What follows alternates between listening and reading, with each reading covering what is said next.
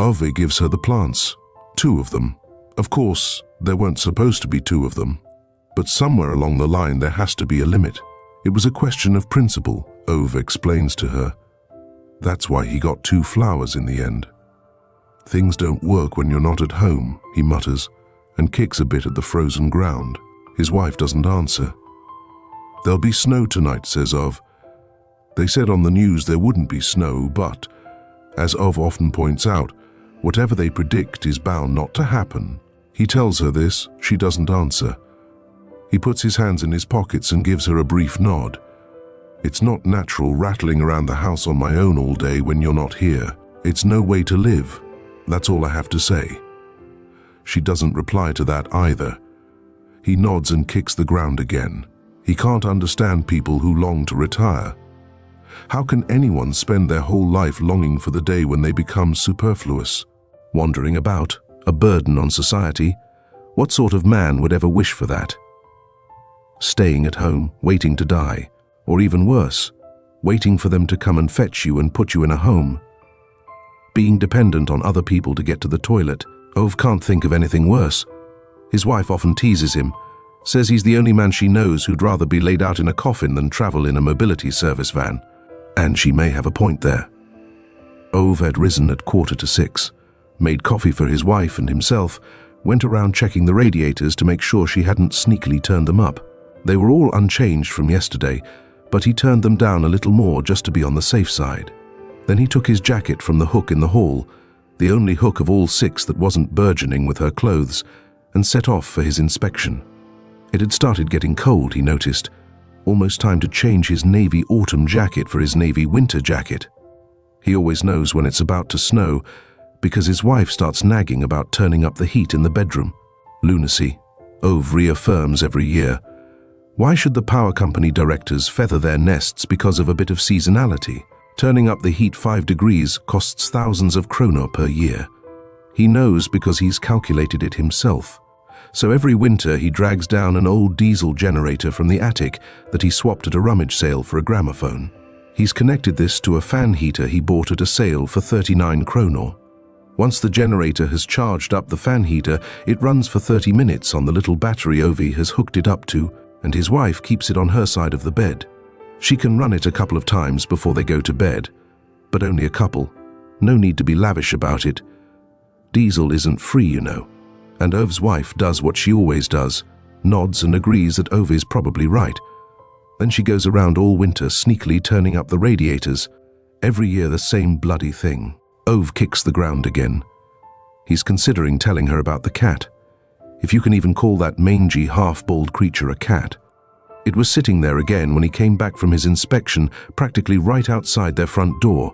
He pointed at it and shouted so loudly that his voice echoed between the houses. The cat just sat there, looking at Ove. Then it stood up elaborately, as if making a point of demonstrating that it wasn't leaving because of Ove, but rather because there were better things to do, and disappeared around the corner.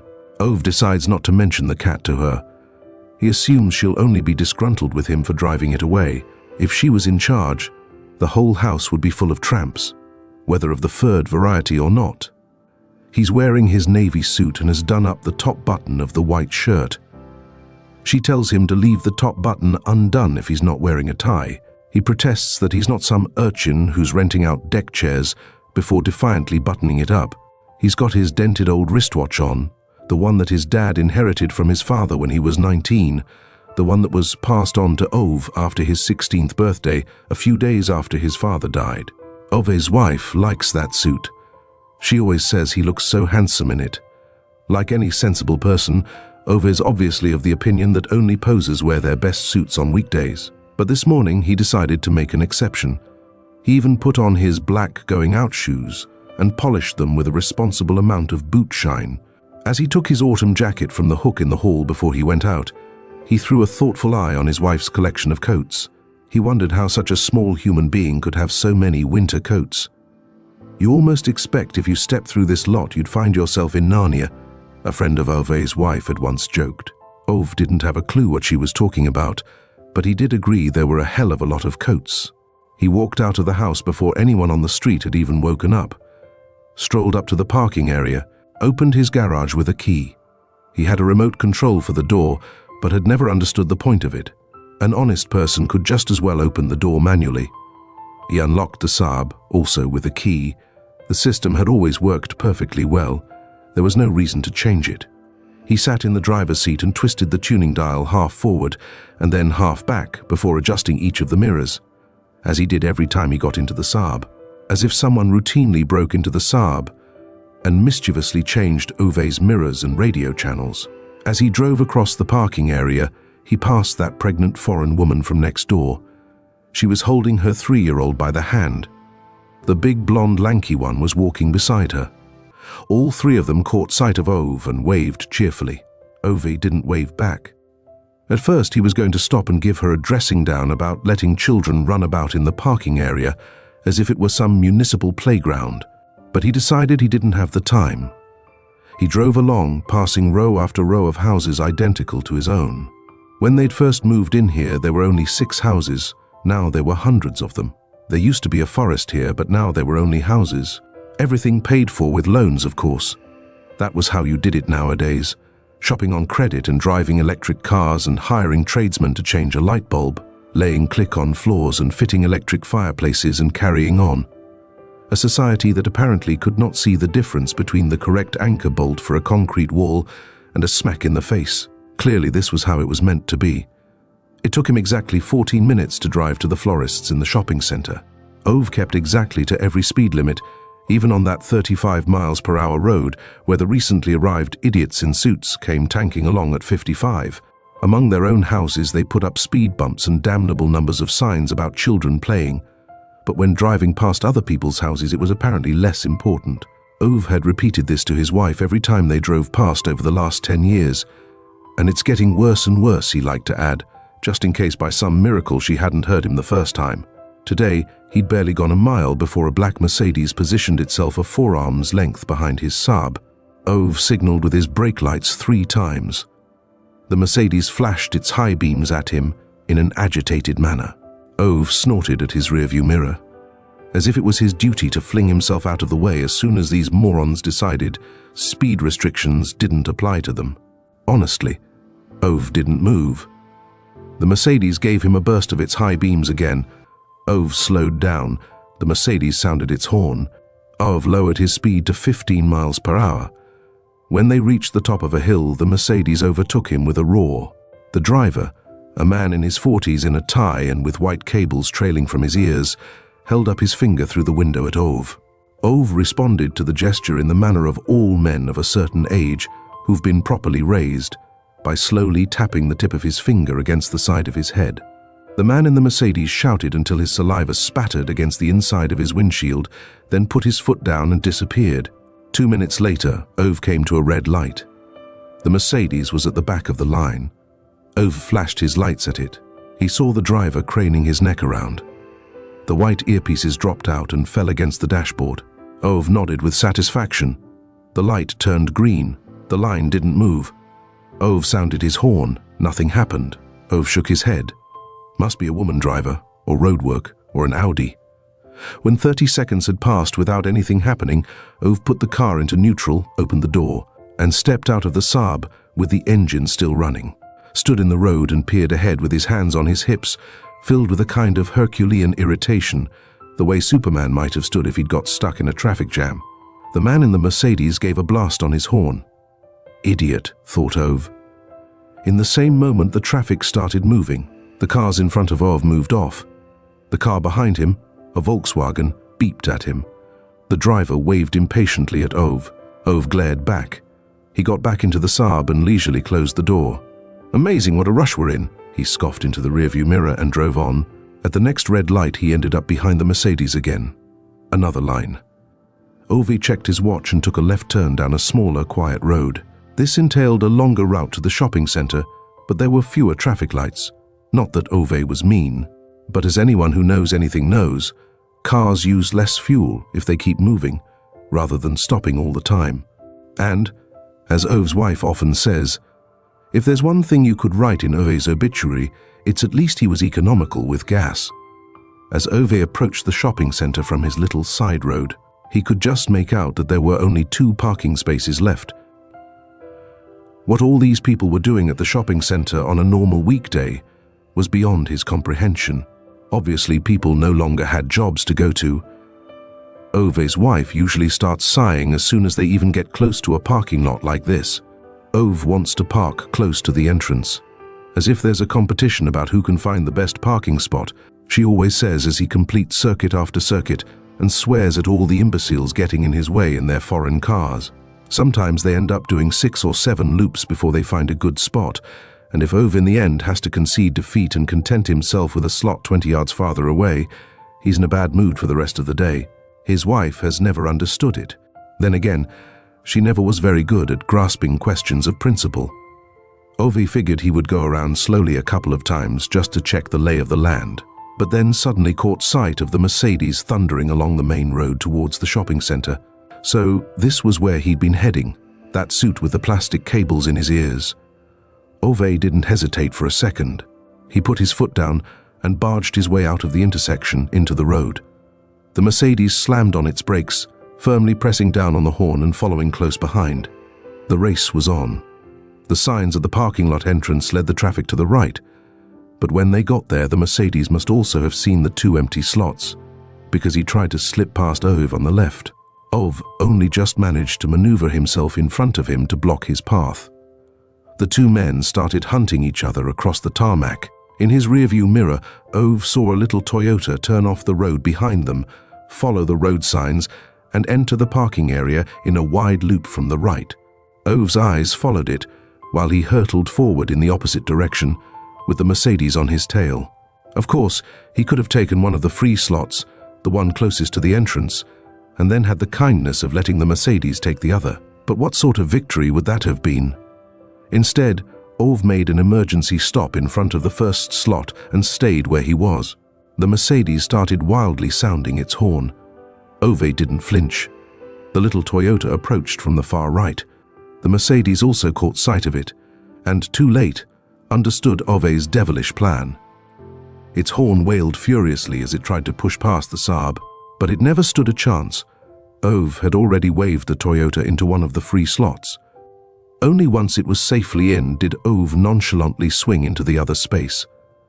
The side window of the Mercedes was so covered in saliva when it drove past that Ove couldn't even see the driver. He stepped out of the Saab triumphantly, like a gladiator who had just slain his opponent. Then he looked at the Toyota. "Oh, damn," he mumbled, irritated. The car door was thrown open. "Hi there," the lanky one sang merrily as he untangled himself from the driver's seat. "Hello, hello," said his wife from the other side of the Toyota, lifting out their 3-year-old. Ove watched repentantly as the Mercedes disappeared in the distance. "Thanks for the parking space. Bloody marvelous." The lanky one was beaming. Ove didn't reply. "What's your name?" the 3-year-old burst out. "Ove," said Ove. "My name's Nassanin," she said with delight. Ove nodded at her. "And I'm Pat," the lanky one started saying, but Ove had already turned around and left. "Thanks for the space," the pregnant foreign woman called after him. Ove could hear laughter in her voice. He didn't like it. He just muttered a quick, "Fine, fine," without turning and marched through the revolving doors into the shopping center. He turned left down the first corridor and looked around several times, as if afraid that the family from next door would follow him, but they turned right and disappeared. Ove stopped suspiciously outside the supermarket and eyed the poster advertising the week's special offers. Not that Ove's intending to buy any ham in this particular shop, but it was always worth keeping an eye on the prices. If there's one thing in this world that Ove dislikes, it's when someone tries to trick him. Ove's wife sometimes jokes that the 3 worst words Ove knows in this life are "batteries not included." People usually laugh when she says that. But Ove does not usually laugh. He moved on from the supermarket and stepped into the florist's. And there it didn't take long for a rumble to start up, as Ove's wife would have described it. Or a discussion, as Ove always insisted on calling it. Ove put down a coupon on the counter, on which it said, 2 plants for 50 Kronor. Given that Ove only wanted 1 plant, he explained to the shop assistant, with all rhyme and reason on his side, he should be able to buy it for 25 Kronor, because that was half of 50. However, the assistant, a brain-dead, phone-texting 19-year-old, would not go along with it. She maintained that a single flower cost 39 kronor, and 2 for 50 only applied if one bought 2. The manager had to be summoned. It took Ove 15 minutes to make him see sense and agree that Ove was right, or to be honest about it. The manager mumbled something that sounded a little like bloody old sod into his hand and hammered 25 kronor so hard into the cash register that anyone would have thought it was the machine's fault. It made no difference to Ove. He knew these retailers were always trying to screw you out of money, and no one screwed Ove and got away with it. Ove put his debit card on the counter. The manager allowed himself the slightest of smiles, then nodded dismissively and pointed at a sign that read, "Card purchases of less than 50 kronor carry a surcharge of 3 kronor. Now Ove is standing in front of his wife with 2 plants, because it was a question of principle.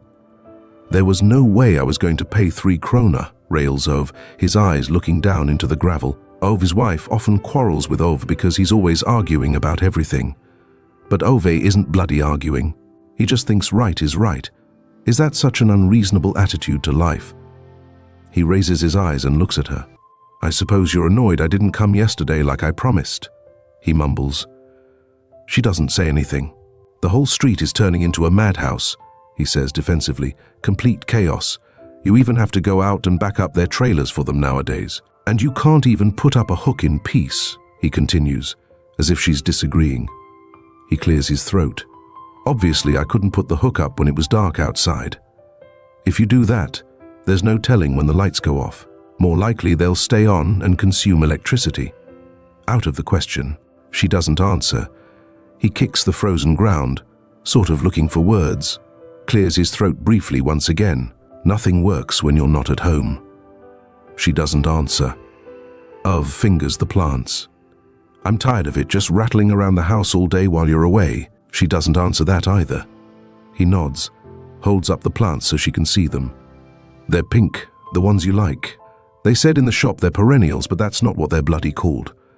Apparently they die in this kind of cold. They also said that in the shop, but only so they could sell me a load of other shit." He looks as if he's waiting for her approval. "The new neighbors put saffron in their rice and things like that. They're foreigners," he says in a low voice. A new silence. He stands there, slowly twisting the wedding ring on his finger. As if looking for something else to say, he still finds it painfully difficult being the one to take charge of a conversation. That was always something she took care of. He usually just answered.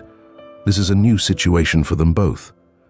Finally, Ove squats, digs up the plant he brought last week, and carefully puts it in a plastic bag. He turns the frozen soil carefully before putting in the new plants. "They've bumped up the electricity prices again," he informs her as he gets to his feet. He looks at her for a long time. Finally, he puts his hand carefully on the big boulder and caresses it tenderly from side to side, as if touching her cheek. "I miss you," he whispers. It's been 6 months since she died, but Ove still inspects the whole house twice a day to feel the radiators and check that she hasn't sneakily turned up the heating.